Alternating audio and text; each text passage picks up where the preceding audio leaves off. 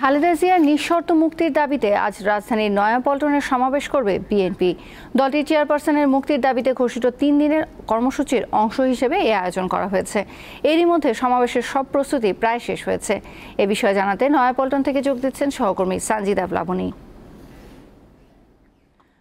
প্লাবনী, এই মুহূর্তে সমাবেশ স্থলের অবস্থা কি?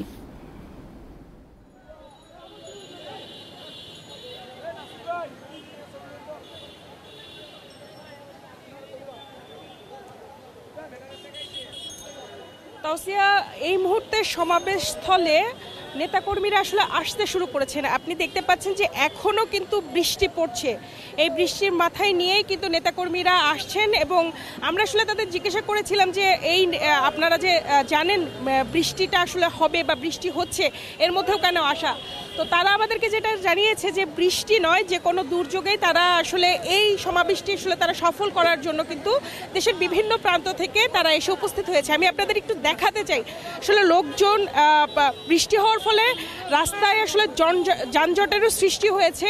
এছাড়াও নেতাকর্মীরা ছোট ছোট দল নিয়ে কিন্তু পল্টনের এদিকে চলে এসেছে এবং নেতাকর্মীরা আশা করছেন, আমরা তাদের সাথে কথা বলেছিলাম যে কি ধরনের কত মানুষের সমাগম এখানে হতে পারে। তারা কিন্তু আমাদেরকে জানিয়েছে তারা 50,000 লোকের মতো সমাগম হবে বলে তারা আশা করছেন, তারা ধারণা করছেন।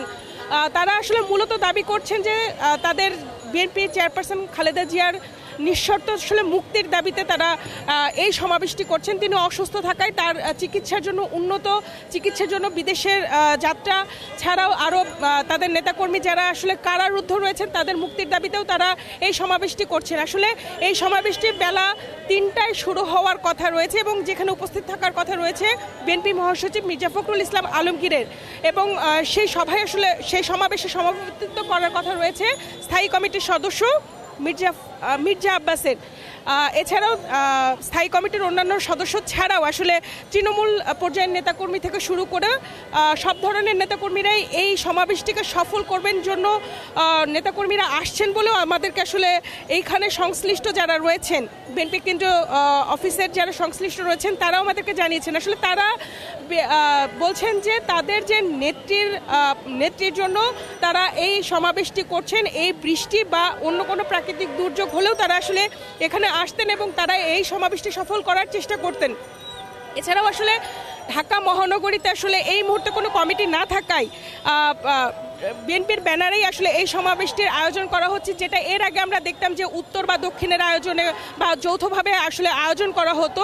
দীর্ঘ 8 মাস পর খালেদা জিয়ার মুক্তির দাবিতে আসলে নেতাকর্মীরা আবার নতুন করে সমাবেশের ডাক দিয়েছেন এবং তারা বলছেন যে এটা আসলে তাদের সামনের দিকে আরও এই সমাবেশগুলি চলতে থাকবে এবং যতক্ষণ না তারা তাদের দাবি আদায় করতে পারবেন ততক্ষণ তারা এই সভা সমাবেশ মিছিল মিটিং তারা চালিয়ে যাবেন বলেও আমাদেরকে আসলে নেতাকর্মীরা এখান থেকে জানিয়েছেন।